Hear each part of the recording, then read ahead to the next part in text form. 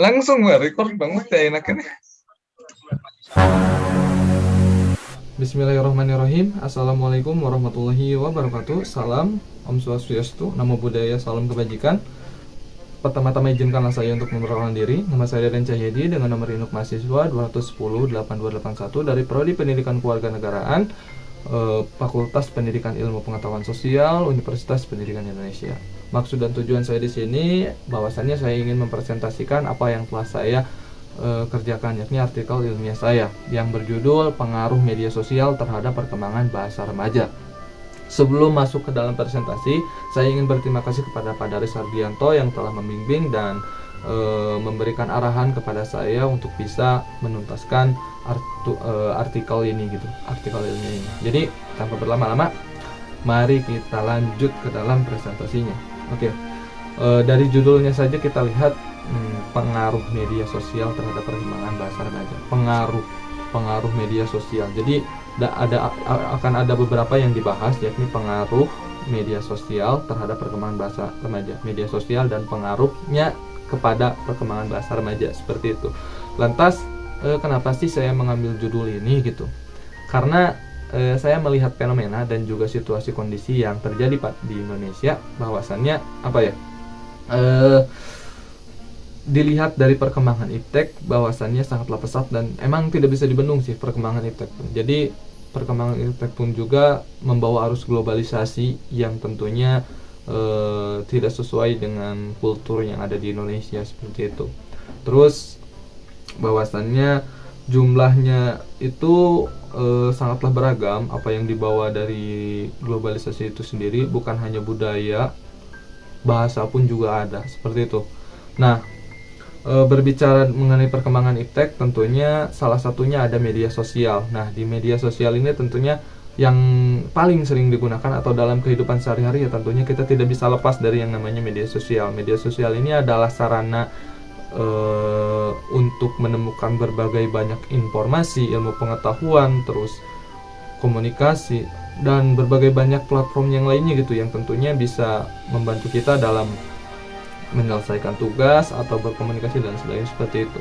Jadi ketika melihat fenomena-fenomena yang ada, tentunya yang menjadi pertanyaan sendiri ketika menggunakan media sosial itu apakah sesuai gitu dengan kaidah yang telah ditentukan. Jadi bahwasannya ketika bermedia sosial kita itu berhubungan bukan hanya dengan orang-orang yang kita kenal saja, melainkan orang-orang yang tidak kenal, orang dari luar daerah atau dari luar negeri pun banyak. Bahwasannya tentunya untuk bisa berkomunikasi dengan mereka ya menggunakan bahasa. Nah, bahasa yang digunakannya itu ya kalau misalnya orang Indonesia ya pasti menggunakan bahasa Indonesia. Tapi kan orang Indonesia itu berbeda-beda ragam dan kulturnya itu. Bahasanya pun juga sama. Nah, apakah ada perkembangan ketika melihat sesuatu yang aneh dalam telinga itu, atau aneh tapi enak untuk diucapkan, ya biasanya bakalan berkembang menjadi bahasa yang digunakan saat bermedia sosial, seperti itu. Lalu media sosial itu seperti yang saya katakan tadi, bahwasannya membawa arus globalisasi kan. Nah, hal inilah yang menyebabkan terjadinya perkembangan terhadap bahasa remaja. Jadi karena seiring berjalannya waktu, remaja pun akan terbiasa menggunakan bahasa-bahasa yang ada di media sosial. Tentunya ya, apakah sesuai dengan kaidah yang ada? Ya belum tentu gitu. Seperti itu. Nah, bisa dikatakan bahwasannya metode yang saya gunakan dalam penelitian ini menggunakan metode deskriptif kualitatif, di mana hal ini tentunya sangat sejalan dengan apa ya? Hal ini tentunya sangat sejalan dengan apa yang dimaksud dengan peneliti, bahwasannya sesuai dengan tujuannya, yaitu untuk mengetahui pengaruh dari media sosial terhadap perkembangan bahasa remaja. Nah, seperti itu. Jadi dengan menggunakan metode ini tentunya saya menggunakan instrumen penelitiannya, yakni dengan menggunakan angket atau kuesioner yang berisikan pertanyaan-pertanyaan seputar media sosial, lalu menggunakan dokumentasi hasil dari observasi di lapangan, yakni berbagai platform media sosial, tentunya dengan menggunakan alat seperti smartphone. Jadi menggunakan data dokumentasi seperti itu. Jadi saya mencoba untuk mencari beberapa dokumentasi yang tentunya sangat sesuai dan relevan dengan penelitian saya seperti itu. Jadi diambil datanya itu seperti dari pembaruan status para remaja, komentar, dan obrolan chat di dalam grup WhatsApp atau dan yang lainnya deh. Pokoknya dari platform-platform yang ada di media sosial saya akan dokumentasikan dalam bentuk foto seperti itu. Lalu kita masuk ke dalam bagian isi, di mana ada beberapa rumusan masalah, di mana rumusan yang pertama yaitu intensitas penggunaan bahasa Indonesia ketika bermedia sosial. Nah, dari data yang didapatkan dalam kuesioner tentunya bisa dilihat bahwasannya mereka tuh sering menggunakan bahasa Indonesia. Beberapa orang menjawab mungkin karena bisa dibilang bahwasannya sering itu mungkin karena aktivitas mereka dengan media sosial, dan media sosial itu sangat luas, jadi bukan hanya orang-orang sekitar saja yang mereka lihat dan mereka interaksi. Jadi banyak sekali orang yang dengan kultur berbeda berkomunikasi dengan mereka dan berinteraksi dengan mereka seperti itu. Lalu untuk mengkerucutkan penelitian ini, bahwasannya saya pun juga mengajukan pertanyaan, aplikasi atau platform mana sih yang sering digunakan para remaja ini dalam menggunakan media sosial, dan dimenangkan oleh WhatsApp dan juga dalam posisi pertama dan Instagram dalam posisi kedua. Jadi saya di sini akan mencoba mencari pembaruan status dan komentar yang mereka buat terhadap penggunaan bahasa Indonesia itu sendiri. Seperti itu. Lalu seperti yang saya katakan tadi, bahwasannya penggunaan bahasa Indonesia ketika bermedia sosial itu mayoritas menjawab sering, tapi yang perlu diketahui adalah apakah sesuai dengan kaidah bahasa Indonesia yang baik dan benar? Belum gitu. Seperti itu. Dan ketika dalam situasi tertentu, ketika berkomunikasi atau berinteraksi dengan guru atau dosen, para remaja ini cenderung menggunakan bahasa Indonesia, 100% menggunakan bahasa Indonesia. Jadi ya karena mungkin jaga image seperti itu. Nah, terus saya juga mengajukan beberapa pertanyaan kembali ketika berkomunikasi dengan teman, apakah menggunakan bahasa Indonesia. Nah, hal ini yang menjadi kerelatifan ketika menggunakan bahasa Indonesia. Kebanyakan menjawab 50% mungkin dan 30% tidak. 16% tidak dan 34% ya. Hal ini tentunya tergantung situasi dan kondisi yang ada, seperti yang saya katakan tadi, bahwasannya ya tergantung situasi dan kondisi. Jadi kalau misalnya seperti dengan dosen atau guru atau dengan orang yang tidak dikenal atau tidak sedaerah, tentunya kita akan menyesuaikan untuk menggunakan bahasa Indonesia. Ya seperti itu sih. Lalu saya mengajukan juga beberapa pertanyaan lagi, seperti apakah menggunakan bahasa Indonesia yang baik dan benar ketika bermedia sosial dengan aplikasi tersebut, dan mayoritas menjawab mungkin. Hal ini tentunya sangat berkaitan dengan tadi gitu, bahwasannya mereka sering menggunakan bahasa Indonesia ketika bermedia sosial, tapi ketika diberi pertanyaan seperti ini, mereka pun langsung menjawab mungkin gitu. Apakah sesuai dengan kaidah yang ada atau tidak? Nah, ini nih yang menjadi kausalitas atau hubungan dengan pertanyaan-pertanyaan tadi, bahwasannya mereka sering menggunakan bahasa Indonesia, tapi kebenaran atau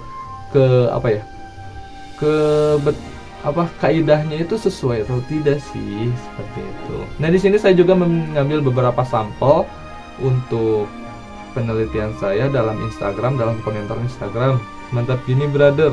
Nah, ini kan campuran ya.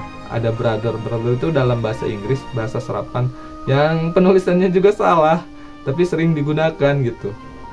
Lalu lanjut ke komentar selanjutnya. Nah, sih Topina tolong. Campuran dengan bahasa daerah, yakni bahasa Sunda. Ura. Nah, ura di sini kan kata Kata dari bahasa Rusia, seruan untuk berperang artinya tuh. Terus digunakan untuk berkomentar di media sosial gitu.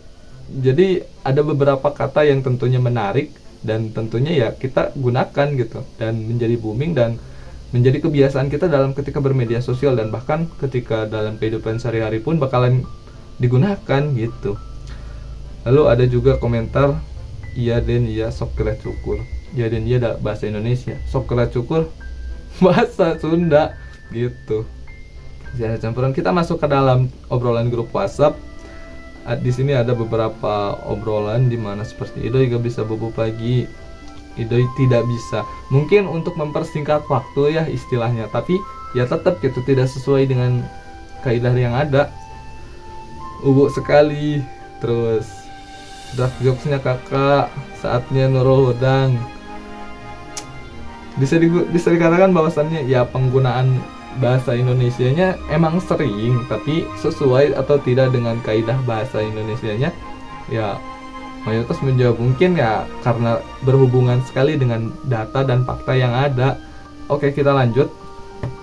Berbicara mengenai akan hal ini, tentunya ketika saya mengajukan pertanyaan apakah penggunaan bahasa Indonesia itu mulai luntur dengan invasi kata-kata asing, mayoritas menjawab iya, karena ya sesuai gitu dengan apa yang saya dapatkan, data-data yang saya dapatkan dari pembaruan status, komentar, dan lain sebagainya, itu memang betul ada. Jadi dalam setiap kalimat yang mereka gunakan itu pasti ada kata-kata asingnya gitu, maupun kata daerah atau kata asing ya tentunya itu bisa dikatakan bukan sebagai bahasa Indonesia yang baik dan benar, seperti itu. Lalu kita lanjut kembali ke dalam pembahasannya yang ketiga, di mana ada dampak gitu dari penggunaan bahasa bahasa yang tadi saya gunakan itu termasuk ke dalam bahasa alay dan bahasa gaul dan bahasa yang ya pokoknya bahasa-bahasa yang non formal lainnya gitu. Itu merupakan bahasa yang mereka gunakan ketika bermedia sosial. Terbanyak beberapa kata-kata serapan, kata-kata dari bahasa daerah maupun dari bahasa asing yang mereka gunakan ketika bermedia sosial. Namun ya ketika berbicara dengan dosen atau guru, mereka cenderung bakalan menyesuaikan gitu dengan menggunakan bahasa Indonesia yang baik dan benar. Mungkin coba ya Max. Lanjut. Nah, dalam artikel saya juga membahas dari dampak penggunaan bahasa gaul atau alay yang digunakan ketika bermedia sosial. Terus dalam hal itu juga ya pasti ditemukan bahasa asing, bukan bahasa asing tapi identitas asing dalam bahasa Indonesia. Nah, hal ini sangatlah berpengaruh atau sangatlah berdampak terhadap bahasa Indonesia itu sendiri, karena pada dasarnya ketika kita menggunakan media sosial terus menggunakan bahasa yang tidak baik dan benar, ya itu harus dipertanyakan kembali bahwasannya ya emang dalam media sosial itu tidak ada aturan baku yang mengharuskan kita harus menggunakan bahasa Indonesia yang baik dan benar, tidak ada kan. Tapi hal ini tentunya akan berdampak dalam kehidupan sehari-hari atau aktivitas sehari-hari dalam komunikasi sehari-hari ketika berbahasa Indonesia, ketika terbiasa menggunakan bahasa asing atau bahasa yang tidak sesuai dengan kaidah bahasa alay atau apapun itu, tentunya ya takutnya itu menjadi sebuah kebiasaan yang mendarah daging, dan orang-orang pun nggak akan tahu yang betulnya itu seperti apa, bahasa Indonesia yang baik dan benarnya itu seperti apa sih. Nah, seperti itu. Jadi itu yang ditakutkan bahwasannya ketika menggunakan bahasa asing atau bahasa alay dan lain sebagainya bermedia sosial bakalan menjadi sebuah kebiasaan, seperti data yang saya dapatkan tadi dalam kolom komentar Instagram, pembaruan status, dan obrolan dalam WhatsApp pun juga sama demikian. Mereka menjadi kebiasaan ketika mengobrol dan lain sebagainya, seperti itu. Nah, kesimpulannya adalah bisa dikatakan bahwa ketika menggunakan media sosial mereka cenderung menggunakan bahasa Indonesia, tapi sesuai atau tidaknya itu masih dipertanyakan.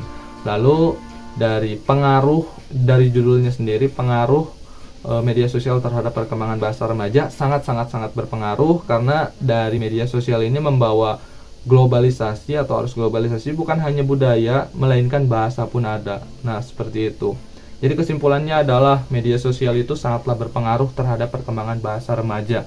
Seperti itu. Mungkin hanya itu yang bisa saya sampaikan. Kurang lebihnya mohon maaf. Wabillahi taufiq wal hidayah. Wassalamualaikum warahmatullahi wabarakatuh.